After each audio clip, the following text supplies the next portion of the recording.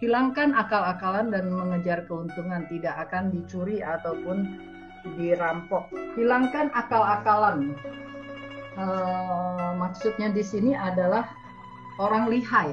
Kita sering bertemu, apalagi di zaman sekarang ini banyak orang yang lihai. Dikatakan orang yang lihai itu bagus nggak? Bagus kalau untuk bekerja.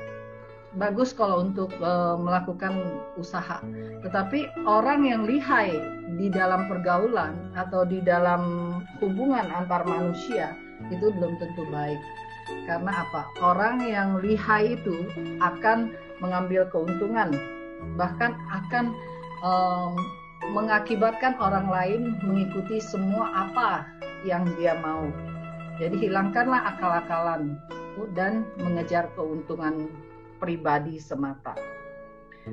Kalau tidak demikian, maka kalau kita bergaul dengan orang yang lihai, yang akal-akalan, dan hanya mengejar keuntungan pribadinya, maka kita juga akan terseret ke dalamnya.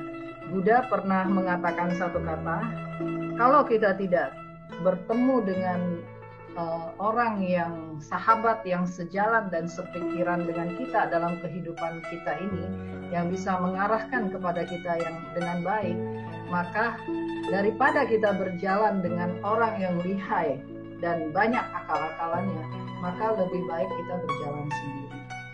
Jadi kalau kita tidak mau kecurian atau dirampok, maka kita harus hidup dengan tidak sekedar menggunakan akal-akalan. Apapun yang dilakukan manusia di dunia ini, Tuhan yang tahu. Kita tulus atau tidak, 24 jam roh kita berkomunikasi dengan Tuhan dan penjuru semesta raya. Kita mau dapat untung atau mau dirugikan juga adalah diri kita sendiri yang menentukannya.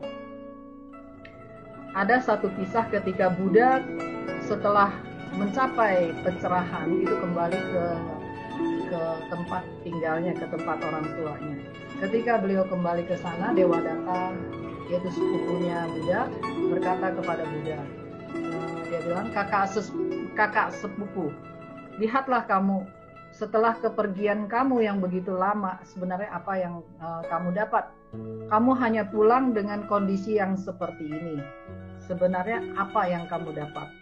Agak marah, Dewadatta berkata kepada Buddha seperti itu. Lalu Buddha menjawab dengan tenang. Beliau mengatakan bahwa ya, tidak ada yang saya dapat, tetapi bahkan banyak sekali yang sudah saya buang. Saya tidak mendapatkan apa-apa, tapi banyak sekali yang sudah saya buang. Saya sudah membuang keserakahan saya sudah membuang kebodohan saya sudah membuang akal-akalan saya sudah membuang kerisauan saya. Banyak sekali yang sudah saya buang. Demikianlah sebenarnya kita benar-benar harus kembali kepada jati diri kita yang sesungguhnya. Seperti apa yang disampaikan oleh Liu Chu, beliau, Puti Zixing Penlai Qingjing. Kita punya hati bodi, pada dasarnya adalah jernih, adalah bersih. Kalau kita bisa memahami ini, maka di dunia ini keuntungan apa yang tidak bisa kita raih? Kerugian apa yang bisa merugikan kita? Tidak ada. Kita akan mendapatkan keuntungan yang tidak terbatas. Ketiga pernyataan di atas sepertinya dangkal dan kurang berbobot. Maksudnya tadi seolah-olah ketiga pernyataan di atas itu kok kayak aneh gitu.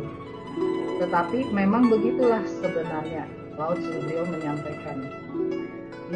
Kita sering mengatakan bahwa kalau ngomong seperti itu anak 3 tahun pun tahu. Tetapi anak 3 tahun bisa tahu, tetapi orang tua yang berumur 70 tahun belum tentu tahu. Jadi sebenarnya Dharma itu memang begitu simpelnya. Tidak ruwet kok. Memang sesuatu yang kita akan paham secara sederhana. Yang ruwet itu apa? Yang ruwet itu adalah kesesatan kita, keterikatan kita kepada yang palsu.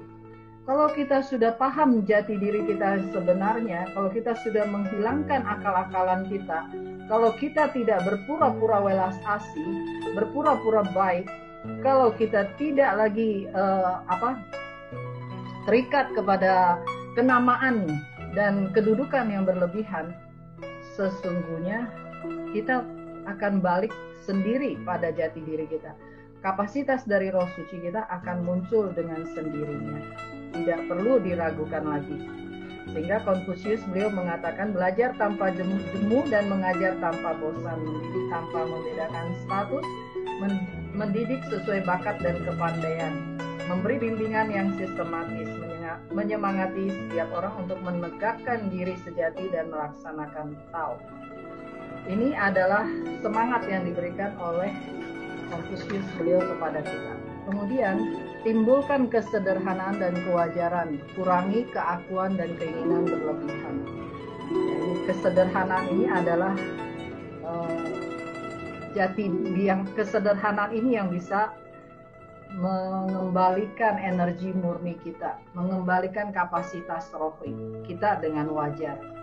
Jadi ketika keakuan, keegoan badan ini tidak lagi dipakai, sudah dikurangin, keinginan yang berlebihan sudah disadari sebagai sesuatu yang tidak kekal, secara bertahap kita sudah bisa kurangin, pici mauping kita pelan-pelan kita sudah bisa menetralnya, maka otomatis kearifan kita akan dimunculkan.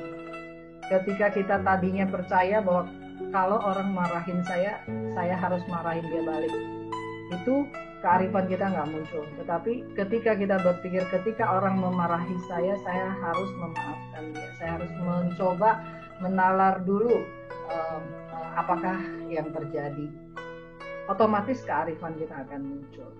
Karena kita tidak terseret oleh karma ini, kita tidak terseret oleh keadaan ini, otomatis kita akan menjadi orang yang bisa menyelesaikan masalah di dunia ini dengan baik. Bila karma-karma kita berkurang, maka otomatis kehidupan kita akan menjadi lebih baik, lebih tentram, lebih nyaman. Kira-kira itu yang disampaikan oleh Lao Tzu beliau dalam bab ini, Hoshie Belajar. Jadi yang paling penting adalah keyakinan kita kepada jati diri kita yang sebenarnya.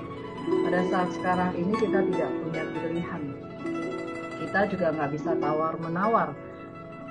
Kita hanya bisa terus berjuang dan berusaha sampai seluruh kapasitas roh kita muncul dan memberi manfaat yang besar kepada kehidupan ini, baik untuk orang lain dan juga untuk diri kita sendiri. Hoshie Belajar sampai di sini. Kalau ada kesalahan, mohon pengampunan dari Tuhan Yang Maha Esa dan para suci, para Buddha. Mohon para bijaksana sekalian memberikan petunjuk dan memakluminya. Sisi